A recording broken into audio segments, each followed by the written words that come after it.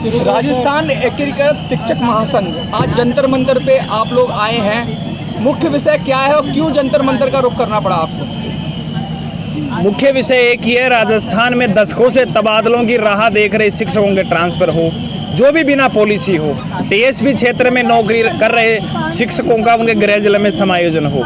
पीटीआईओं का नई भर्ती प्रक्रिया से पहले ट्रांसफर हो, फिर नई भर्ती में जो चयनित अभ्यर्थी हैं उनका पदस्थापन हो।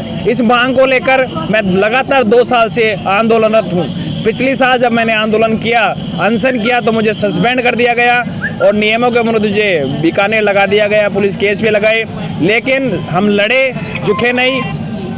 अगस्त क्रांति की सत्याग्रह किया। वर्तमान में सर हमारे प्रदेश में 85,000 इन्होंने ट्रांसफर के लिए आवेदन ले रखे हैं दबाव में आकर, लेकिन ट्रांसफर नहीं कर रहे।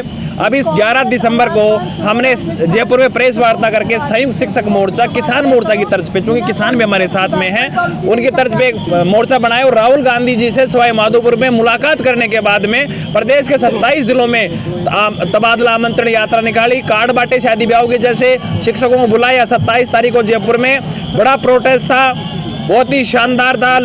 हजारों की संख्या में शिक्षक साथी आए, लेकिन पुलिस ने तानाशाही रवैया अपनाते हुए जलियांवाला बाग बना दिया। शाम को होते होते हमारे खाना पानी रोक लिया, लाठियां चार्ज की। हमारी लगभग 100 से ज़्यादा महिलाओं को उन्होंने पुलिस की गाड़ी में बैठाकर 150-200 किलोमीटर ले जाकर रात के 1 बजे 1:30 बजे छोड़ा। उनके साथ में बहुत अमान्य व्यवहार किया, मुझे खुद को डिटेन कर लिया। 3 दिन तक उन्होंने नजरबंद रखा।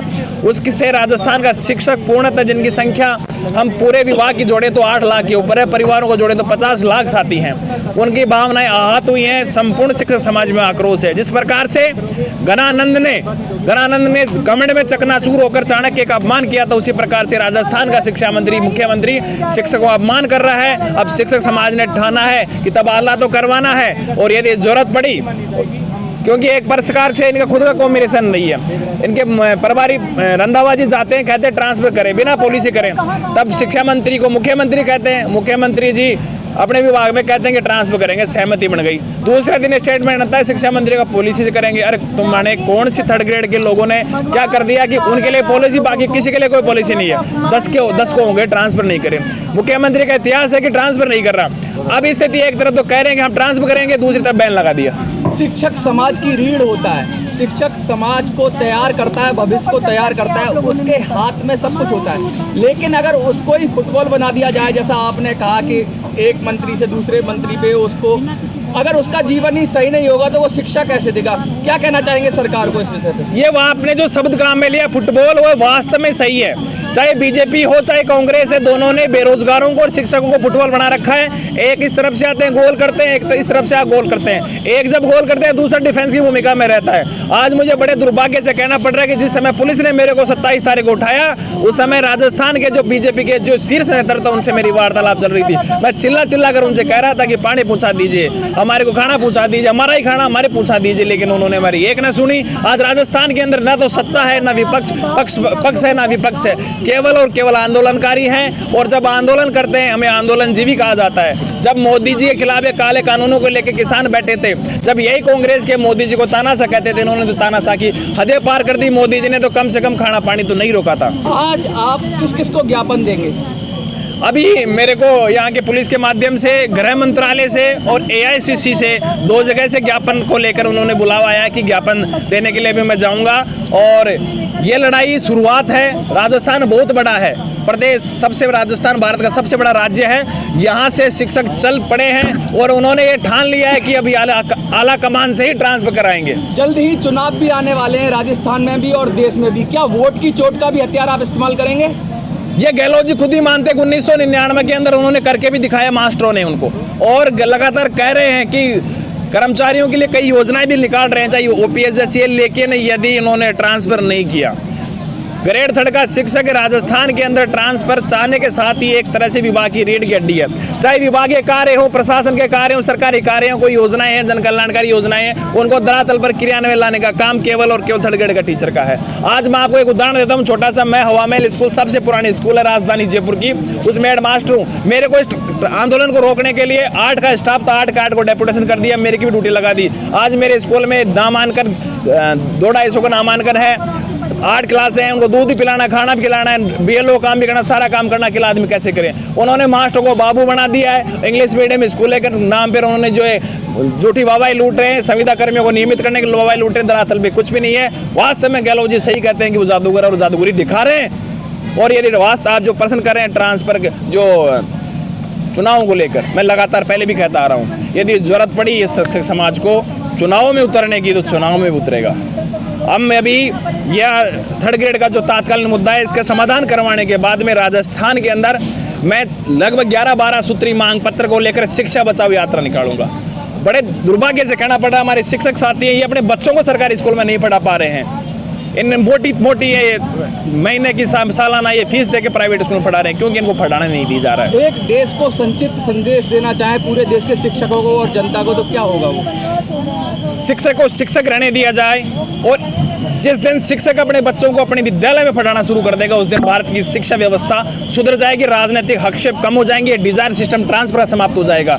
हम 14 अप्रैल से शिक्षा बचाओ यात्रा निकालेंगे, उसके बाद में राजस्थान के सारे 400 ब्लॉकों में जाएंगे।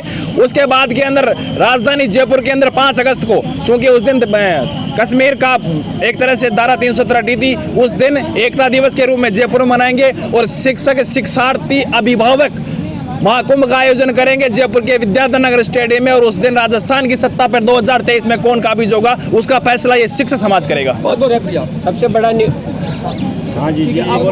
सबसे बड़ा निवेदन है कि हम जो यहाँ पहुँचे हैं, हमें हमारी आवाज़ वहाँ कभी बिल्कुल भी नहीं सुनी गई। यहाँ भी हम लोग पहुँचे तो हमने कहा कि आप चंद लोग वहाँ जाके कौन सी आवाज़ पहुँचा देगा। हमारा मीडिया से निवेदन है कि यहाँ की आला कमान राजस्थान कांग्रेस सरकार है, वहाँ तक मीडिया द्वारा आप आला कमान तक यहाँ पहुँचाइए कि ये बिल्कुल व्यतीत है 3rd ग्रेड टीचर ट्रांसफर। आज लोकतंत्र एक तरह से खतरे में, कभी कांग्रेस वाले कहते हैं, कभी कौन कहते हैं लोकतंत्र खतरे में है। लोकतंत्र बचा हुआ है, वो केवल और केवल आपके चौथा स्तंभ मीडिया से बचा हुआ है। या मैं देख रहा हूँ कई प्रकार के बाबाजियों के धरने लग रहे हैं। हमारे जालोर के अंदर भी 500 करोड़ रुपए मंदिरों के प्राण प्रतिष्ठा में लगा दिए। मैं कहता हूँ कि जो मंदिर बाबाजी हैं सारों के सारे, यदि शिक्षा पे ध्यान दे दे, इनके पास जो चंदा आता है, जो ये आम लोग इनको चंदा दे के आते हैं, कभी कोई राम रहीम निकल जाता है, कभी कोई कौन निकल जाता है, तो कम से कम शिक्षा पे ध्यान देंगे हम तो शिक्षक समाज का दर्पण होता है, शिक्षा भारत का भविष्य, देश का भविष्य निर्धारण हो सकता है। तो मीडिया को मैं विशेष हाथ जोड़कर विनम्र करबद्ध निवेदन करता हूं कि हमारी वाजिब मांग है, शिक्षा को बचाने की मांग है, प्रदेश और देश को बचाने की मांग है। इस मांग को आपके माध्यम से पहुंचाएं।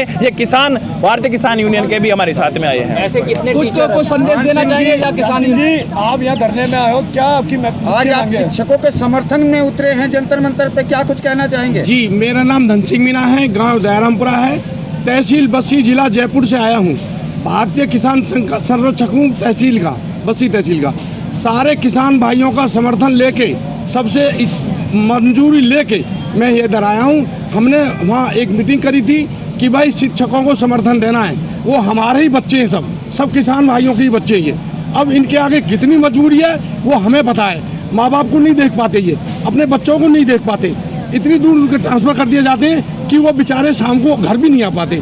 वहाँ कमरा लेके रहेंगे, 100 किलोमीटर 50 किलोमीटर रहेंगे तो कमरा लेके रहेंगे। वहाँ उनको क्या क्या सुविधा मिलती है, वो बेचारे मजबूरी में अपना गुजारा करते हैं। और हमारी सबसे बड़ी मांग है कि इनके ट्रांसफ़र जल्दी से जल्दी किए जाएँ और बिना नियम के किए जाएँ। पहले इनके ट्रांसफ़र करिए, फिर अपने नियम बनाइए। हमारे इस ट्रांसफ़र के जो आंदोलन चल रहा है, इसको राजस्थान के अंदर जो विपक्ष है, चाहे वो हनुमान बेनीवाल जी की पार्टी RLP हो, चाहे चंद्रशेखर की पार्टी की ASP हो, अभी आम आदमी पार्टी के विनय मिश्रा जी, मनीष सिसोदिया जी से मेरी कल मुलाकात हुई थी। आज शायद उनका कोई व्यक्तिगत कोई उनके मेयर का चुनाव है, इसलिए आ नहीं पाए।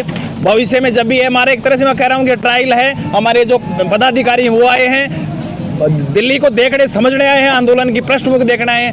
बहुत जल्दी ये पूरा जलजला भरा जाएगा और ये आलाकमान तक स्पष्ट संदेश आपके माध्यम से, चाहे फिर राजनीतिक पार्टियों को भी यहाँ बुलाने में संकोच नहीं करेंगे, चाहे फिर वो आम आदमी पार्टी हो, चाहे चंद्रशेखर जी की पार्टी हो, चाहे RLD हो, सभी का हमारे को नैतिक और उनका वैधानिक समर्थन पत्र हमें प्राप्त है। बहुत बहुत धन्यवाद।